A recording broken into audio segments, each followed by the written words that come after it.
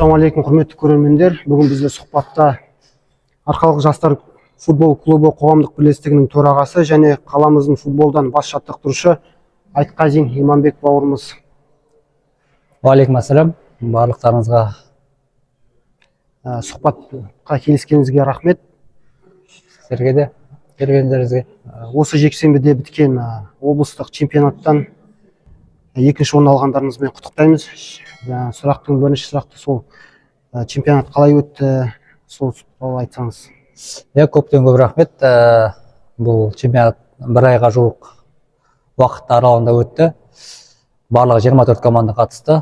Яғни ең алғаш топтық кезең болды. Топтық кезеңде екінші орынмен шықтық өз командамызда. Одан кейін 1-8 финал, 1-4, сосын жартылай финалда. Жартылай финалдан финалға шықтық. Енді финалда өкінішке орай жеңіліс таптық. Енді чемпион бола алмадық, бірақ екінші орында жаман емес, жас командаға деп ойлаймын. Сол жарыста ең қиын команда, жаңағы финалдық команданы айтпағанда, қандай команданы айтады? 1-4 яғни ширек финалда біз Рудныйлық Салауат деген команда ойнадық. Салауат командада тарихы мол команда, ол былтырғы чемпиондар. Рудный енді білесіздер, футзалдың командасы. Өте қиын болды ол матчпен. Біз 3-2 есебімен жеңіске жеттік. Бірақ психологиялық тұрғыда, физикалық тұрғыда, тактикалық тұрғыда өте қиын болды. Жігіттер жігерін көрсетіп, мінезін көрсетіп, ойынды алып шықты. Неше есебімен? 3-2 есебімен жеңіске жеттік. Өте қиын матч болды. Келесі сұрақ, футболға қалай келдіңіз, несімен қызықтырды футбол? Мен футболға кеш келдім десем де болады. Мен алғаш 9 сыныпта Амангелді ауданында біз ең алғаш тренерім Ахан Жәнібек 9 сыныпта келдім ғой мен. Яғни ол қазір есептесек ол өте кеш қой. Оған дейін мен бірақ енді басқа спорт түрлерімен шұғылданып келдім. Арқалық жастар құрамасы қалай және қашан құрылды? Біз официально 2020 жылдың 2 ақпанында өзіміздің департамент юстициядан қоғамдық бірлестік болып ашылдық. Яғни 2020 жылдың ақпан айында ашылған күніміз. Келесі сұрақ, бапкер ретінде сіздің басты мақсатыңыз қандай? Бапкер ретінде мен осы қаламыздың басты құрамасын қазір жабдықтау, одан жастар буын дейді, жастар командасын баптаймын, осы 2 возрастта, ал қалған біздің клубтағы тәрбиешілер, ол өздерінің тренерлері бар. Енді менің мақсатым қала құрамасын осы облыстық республикалық деңгейде жақсы команда жасақтауға, алдағы болған жарыстарға. Соған баптап, дайындау, сол ең басты міндетім сол кіреді. Команданың басты мақсаты мен ұраны? Біздің енді мақсатымыз айқын. Осы қаламызда футзал профессиональный дейді ғой, соны ашу. Яғни Қазақстан біріншіліктеріне қатысу. Оны енді біздің әкімшілікте бәрі де қолдап отыр, просто уақыт керек. Қазір жастарды тәрбиелеу керек, жастар өсу керек. Ол дайын болған кезде соған уже жаймен келе жатырмыз. Уақыт керек енді оған. Соңғы маусымдағы ең есте қалған сәт? Осы облыстық чемпионатта біз жартылай финалда Айбын деген Намыс деген команда ойнадық. Біз все время ойын кезінде олар алдыға шығады, біз теңестіреміз. Олар алдыға шығады, біз теңестіреміз. Солай есеп 4-3 болды, олар алдыда болды. Біз соңғы 40 секунд қалған кезде 4-4 есебімен теңестіреміз. Және де пенальти сериясы бойынша жеңіп кетеміз. Бұл өте естен кетпейтін сәт. Балаларда барлығы да эмоцияға толы матч болды ғой. Керемет. Жаттығу процесі қалай өтеді? Аптасына неше рет дайындаласыздар? Біз аптасына 3 рет дайындаламыз. Жаттығу процесі ең алғаш жаңағыдай қыздырыну бар, сосын пас, удар, алмасу бар. Одан кейін тактика көшеміз, сосын игровой. Енді әртүрлі, енді әрбір тренировкаға мен әртүрлі дайындалып келемін. Командадағы рух пен тәртіпті қалай қалыптастырасыз? Командада енді бізде аға буындылар бар ғой, олар енді молодежьларға өзінің ақыл кеңесін айтып отырады, енді аға ретінде ғой. Енді мысалы Дастан, Нұрмұхамбет, ол жігіттер уже 30-ның сыртындағы жігіттер.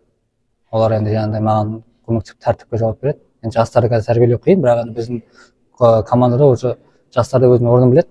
Жарыстарға барған кезде элементарно допты алу, су әкелу деген сияқты нәрселер содан басталады ғой.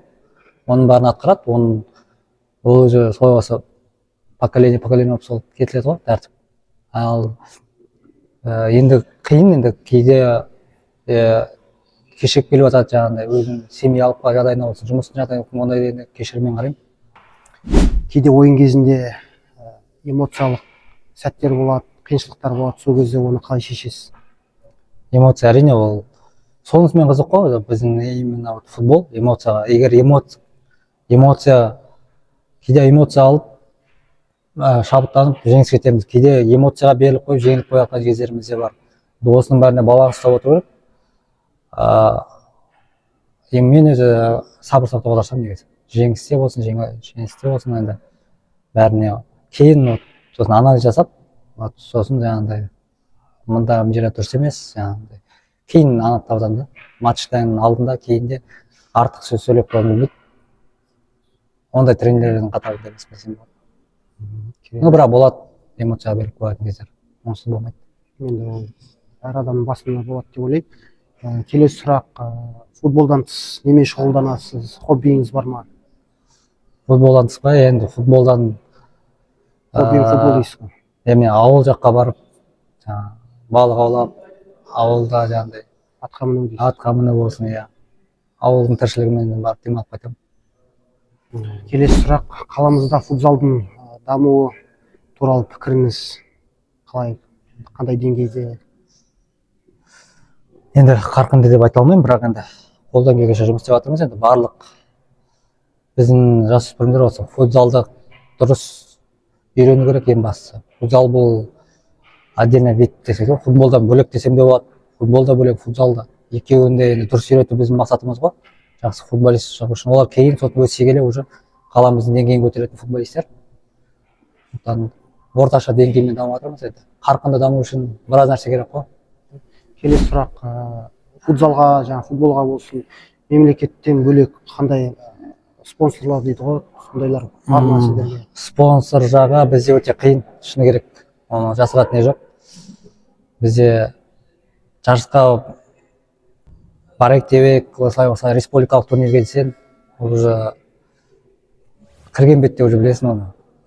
Спонсор танытпайтын. Хотя бізде жеке шаруашылық иелері өте көп қой негізі қаламызда. Білмеймін, бірақ енді президентіміз көңіл бөліп отқан кезде бұл кісілер енді көңіл бөлмейтіні кішкене көңіліме көңіл ұятады. Ал енді мемлекет тарапынан енді облыстық жарыстарға спорт отделдарын барып тұрамыз.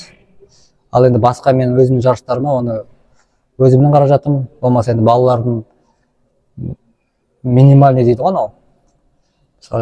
Болады бізде кейде общиймен баратын кезіміз болады, машинамен баратынымыз, туыс туған үйіне жататын кездеріміз болады. Соның бәріне мойымай, қасырмай осы балалар өздері де түсінеді оны. Қазір бұл жігіттер өсу үшін осындай қиындықтарға қарамай тәжірибе алу керек. Үлкен жарыстарды бағындыру үшін осындай нәрселерден өту керек. Оған мойымаймыз. Даже біз үйден тамақ істеп шығатынымыз Астанаға. Мысалы апта сайын бардық. Кешке жақын әріміз үйден қандай тамақ істеп соны салып аламыз. Кешке үйге барып, квартира снимать етсек, сонда барып өзіміз шығарып жейміз. Келесі күні тамақ істейміз. Бұл жағынан енді осындай қиындығымен де қызықты футбол. Біз оған мойып не тұтқан жоқпыз. Бірақ жаңағыдай спонсор танытпайтындарға көңілін болады енді. Жол шығыны көбіне өздеріңіз қалталарыңыздан шығады ғой, сонда? Иә, мен жол шығыны өзіміздің қалтамыз шығады. Бізде енді ешқандай зарплата, жеңіске жетіп жатса, даже премиальный дей ма, ондай да алмайды балалар. Просто тәжірибе үшін ғой барлығын көтеріп жатқан жастарға, команданың әрбір мүшелеріне көптен көп рахмет айтқым келеді, осыны сәтті пайдаланып. Әлі зарплата алатын кездері, әлі гостиницада жататын кездері келеді, алла қаласа. бәрі болашақ Болашақтың қолда ішінде. дейсіз ғой. Мысалы бір жарысқа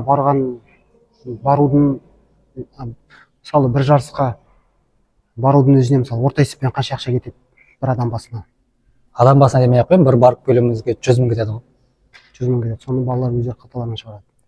Балалар шығармайды, мен шығарамын ғой. Клубтың, қоғамдық бірлестіктің есебінен болады ғой. Иманбек, сіз тек спортшы ғана емес, жастарға бапкер ретінде жақсы таныссыз. Енді осы салада жастар туралы сөз қозғалсақ, қазіргі жастардың спортқа деген көзқарасын қалай бағалайсыз? Енді жалпы қаламыз бойынша айтып кетейін, енді бар білетінімді. Біздің қаламыз негізі спортшылар қаласы ғой, жастардың қаласы дейді. Қаншама студенттер сырттан келеді, өзіміздің торғай өнерінің домалары бар, осында келіп. Негізі спортшылардың қаласы ғой, шыны керек. Қаламызда жастар өте көп спортпен шұғылданады. Футбол болсын, волейбол болсын, басқа спорт түрлері болсын, күрес болсын, бокс болсын, өте көп. Жастар да көп, жас өспірімдер де көп. Сіздің ойыңызша жастарды спортқа қызықтыру үшін не керек? Енді қазір 21-ші ғасыр, интернет заманы дейді ғой. Интернет заманы, IT технология дейді. Осы заманда бірдеңені қызықтырып спортқа тарту өте қиын болып кетті қазір. Шыны керек. Өйткені әрбір қазір жастардың, әрбір баланың қолында сотка бар. Сол соткамен термелеп спортқа бауламайтын кездер болып қалады. Оны енді қызықтыру үшін біз енді барып қолымыздан келгенін жасаймыз. Мысалы мен өзімнің саламды айтып өтейін, футболға. Біз енді тренерлермен отырып ақылдасамыз. Мысалы құр именно футболмен ғана шұғылдандырмай оны, қызықты ойындар, эстафеталар, бала жаңа 21-ші ғасырда телефонға шұғылданып термелеп отырудың алдын алу мақсатында ғой. Бұл өз кезегінде сосын енді жетістіктерімізді де жаңа белгілі спортшыларды соларды айтып отырамыз. Мынау осылай еңбек еткен, осындай еңбек етсеңдер, сендерде де нәтиже шығады деп үлгі қылып айтып отырасыздар. Сондай ниететіміз бар енді, насихаттап. Енді келесі сұрақ, қаламызда Дастан Сәтбаев сияқты спортшылар осы бір 5-10 жылда шығады деген ойдасыз ба? Әрине, біздің енді клубтың құрылғанына 5 жыл енді толады. Қазіргі өзінде де бізде, именно менің клубымда уже 2 Қазақстан чемпионы бар өзінің возрастында, бұл жасөспірімдер арасында. Біреуі 2008 жылғы Әмірбек Дастан, қақпашы. Ол қазір тобыл сапында, яғни молодежкасында. Ал екіншісіміз осы биыл ғана чемпион болып келді, Жалбар Руслан, 2013 жылғы баламыз. Қазақстан чемпионатында өте жақсы өнер көрсетті. Шешуші ойындарда голдарын соғып, пастарын беріп, тренердің айтуы бойынша өте жақсы деңгейде ойнап келді. Сол балалардан үміт күтеміз. Басқа балаларымыз бар. Біз енді 120, қазір официально айтсақ 133 бала. Қаншама балалар тіркелген, уже 133 баламыз, кәдімгі официально айтылады. Олардың арасынан да жақсы футболистер шығатынына сенімдімін ғой. Ол мейлі республикалық деңгей болсын, мейлі әлемдік деңгей болсын, мейлі облыстық, қалалық деңгейде жақсы ойнайтын футболистер шығу енді мақсатымыз ғой. Жаңа айтып өткен 2 бала да сол қазіргі таңда Қостанай облысының намысын қорғап жүр ғой, тобыл сапында. Қазіргі таңда. Қазіргі жас буынның ең үлкен қателігі не деп ойлайсыз? Спорт саласында болсын, мысалы. Енді бізде мысалы жақсы өсіп жатқан бала көзге түседі ғой, енді жақсы ойындарымен, потом оны көрермендер болсын, мақтайды. Сен жақсы ойнап жатсың. Ауруына шалдыға ма? Сосын ол бала шынымен де уже мен біраз нәрсені игердім деп бүйтіп уже кеудесін көтеріп басқа неге көшемін деп мысалы уже ақырын бастайды. Дайындыққа келмей. Иә, уже біраз нәрсе бітірдім деген сияқты ғой. На самом деле шын мәнінде енді басталып жатыр ғой оның несі. Даже мен айтамын, сендер қазір 18-десіңдер ма? Мысалы 18 сборныйда қазір игроктар бар ғой. Соларға айтамын, сендердің не карьераларың енді басталып жатыр. Нағыз футбол ойнайтын шақтарың енді. Ал бізде қалай? Бізде 16-17 жаста уже бір жақсы бір турнирде көзге түсіп үздік нападающий, защитник алса, уже содан сол жерден уже қателік кетеді ғой жастарда. Сосын уже ары қарай Дайындыққа келмей бастайды дейсіз ғой. ол да бар. Өзінің жаңағындай нелер, Инстаграм неге салып қояды. Оның бәрін уақыты келе істеу керек қой. Біраз нәрсені дәлелдеп, біраз нәрсені уже ұтып неткеннен кейін барып уже ақырындап несе болады. Уақытымен ғой әр нәрсе. Сол бір проблемамыз бар енді. Сондай.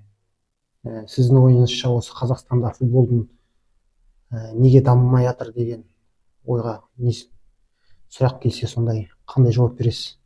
Қалай жауап бересіз? Не үшін, сіздің ойыңызша не үшін дамымай жатыр? Менің ойымша ма, енді қазір енді президент көңіл бөліп отыр ғой. Не проблема екенін енді анықтады.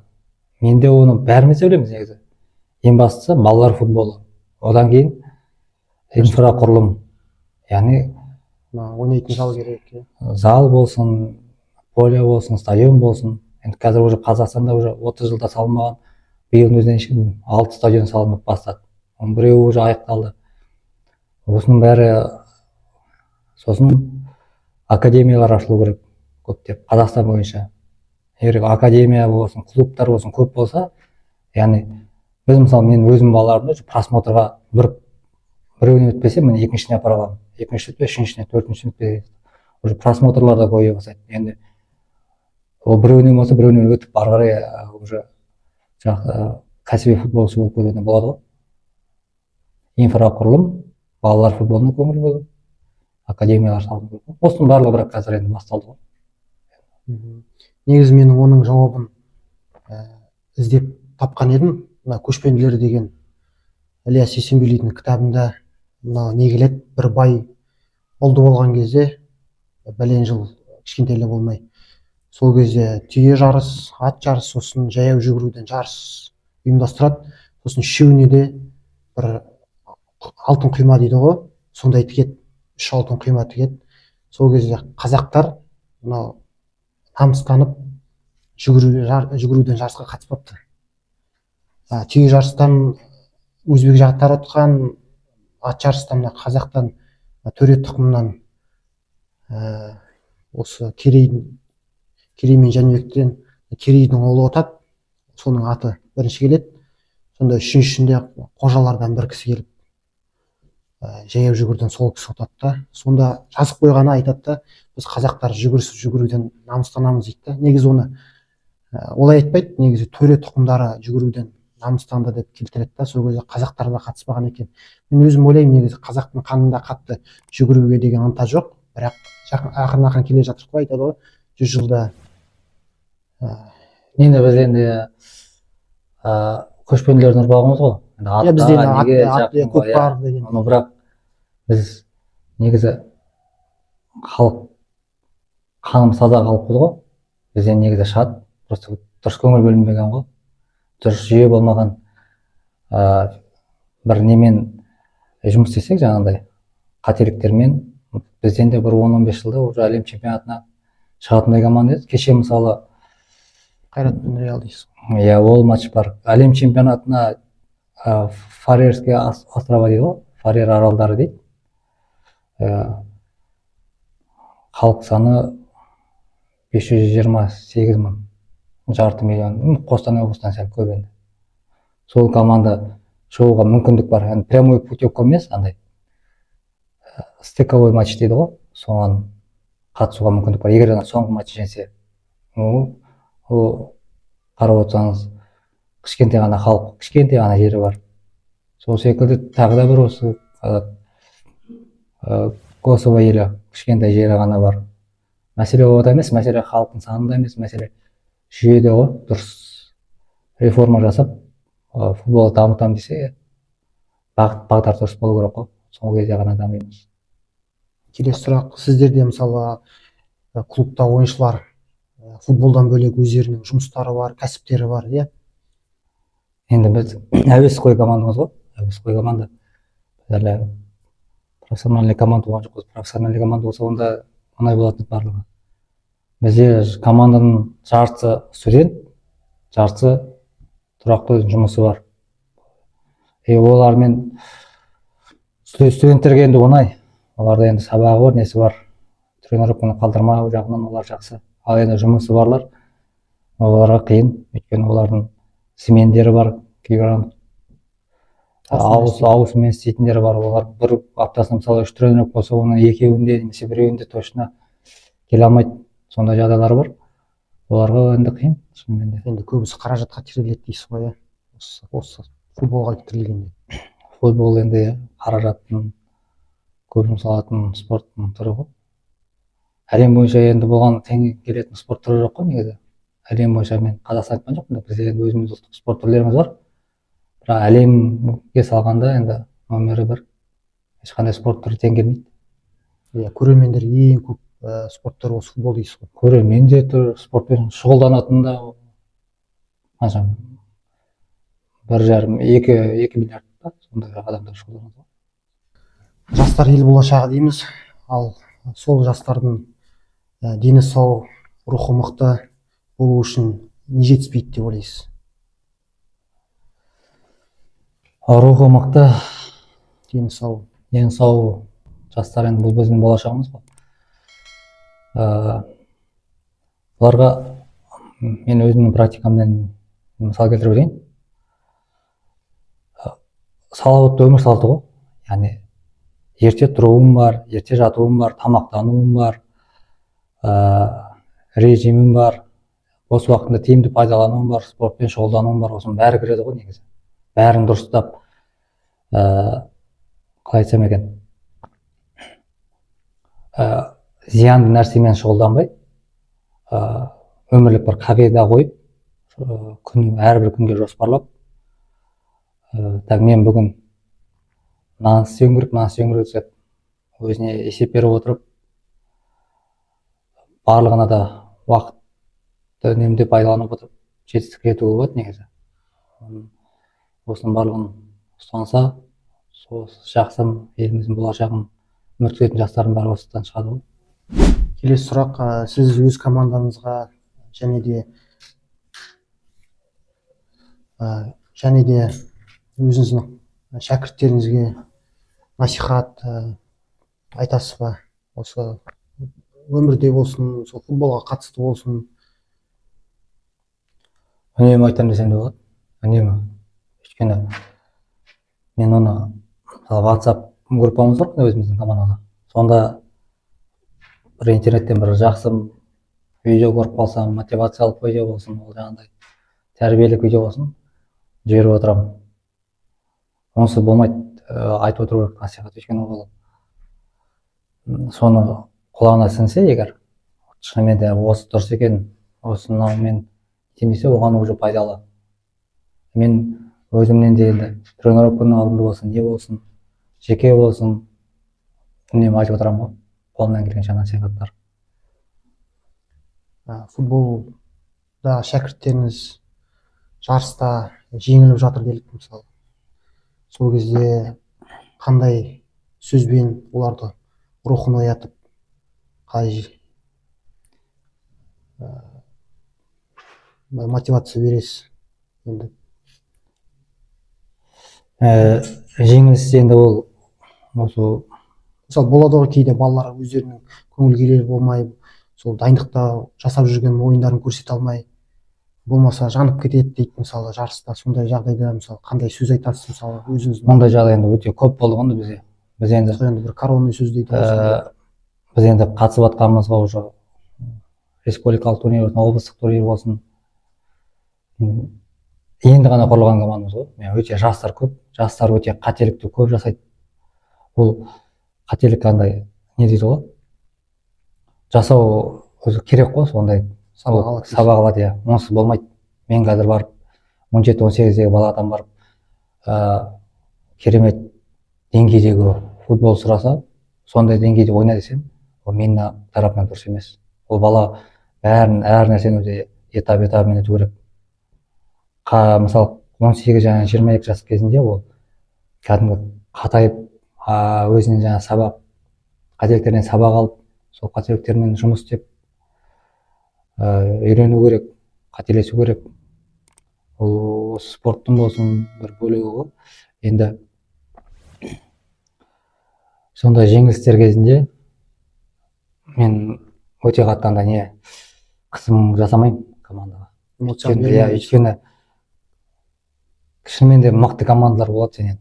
Сен қай жерден дайындалып кел, неге оның деңгейі жоғары игроктар болған кезде ол ештеңе істей алмайсың ол жерде. Ол деңгейге жетіп барып, сол деңгеймен теңескен кезде ғана бірде ойнау керек. Бірде ойнап барып жеңіп қалсаң, ол кезде кішкене сұрауға болады жастардан. Мына жерде былай ойнауға, мына жерде сен қателік. Ал когда дәреже екі түрлі болса, мысалы Реал мен Қайрат секілді ғой енді. Қайраттың тренері айтты ғой, біз екеуміз екі әлемдеміз деп. Олар жер мен көк дейді. Иә. Мен ешқандай нем жоқ деді, претензиям жоқ деді. Біз көрдік өзіміздің деңгейімізді. Сол секілді ғой. Сосын жаймен тәжірибе жинақтап сол команданың деңгейіне жетеміз ғой. Қазір жетіп келе жатырмыз, шүкір Аллаға. Нәтижелеріміз жаман емес. Келесі сұрақ, спорт тек денсаулық емес, мінез тәрбиелейді дейді. Сіз үшін осы сөз қаншалықты маңызды? Маңызы өте зор ғой бұл сөздің. Спорт арқылы адамның өзінің шыдамдылығы болсын, өмірге деген жаңағыдай қиыншылықтар болсын, осы спорт арқылы бағындыратын белестерін бағындырады ғой. Өйткені спортта жеңіліс те бар, жарақат та бар, барлығы бар ғой, оның барлығы қайрайды ғой. Осының бәрін өткеннен спортшы ол өмірде де, спортта да жаман адам болмайды. Спорттағы жетістіктерге жету үшін білім мен тәртіптің рөлі қандай деп ойлайсыз? Білім мен тәртіптің. Білім ол бірінші орында болу керек қой. Яғни сен бірінші оқушы кезінде сен сабағыңды, мектепке барып, өзінің біліміңді жетістіру. Тәртіп ол, мысалы, неге келген кезде, яғни жаттығуға келсін, не болсын, тәртіпсіз болмайды. Уақытында келу керек, бұлжытпай тренердің айтқанын орындау керек, басқа да нәрселер болсын. Егер осы екеуін әкеп ұштастырса, яғни білім деген ол ақыл деген сөз ғой. Ақыл мен тәртіпті екеуін, яғни алаңға өзінің несіне жұмсаса, онда уже ол игрок басымен жұмыс істесе, көп нәтиже жетеді ғой. Маңызы өте зор. Біз арқалық спорты негізі спорт қана емес, негізі біздің мақсат жастарды білімге тәрбиелеу, сосын барып спортқа ғой. Жас ұрпақтың дені сау болғанын қалаймыз. Абылайхан атамыз айтқандай, білекке сенген заманда ешкімге есе жібермедік, білімге сенген заманда қапы қалып жүрмелік дейді ғой. Сол сияқты қазір білімнің заманы ғой негізі. Сол үшін бірінші, сіз айтқандай, сол бірінші білімді бірінші жолға қою керек, сосын барып спортты екінші жолға қою керек. Иманбек, сұхбатыңызға рахмет. Арқалық жастар футбол құрамасына сәттілік, және өзіңізге де ісіңізге сәттілік тілейміз. Сіздерге де рахмет, келіп сұхбат етіп, біздің клуб жайлы мағлұматтар, ақпараттар осы халыққа таратып отырсыздар. Сіздердің істеріңізге де сәттілік, алға баса беріңіздер. Рахмет көп.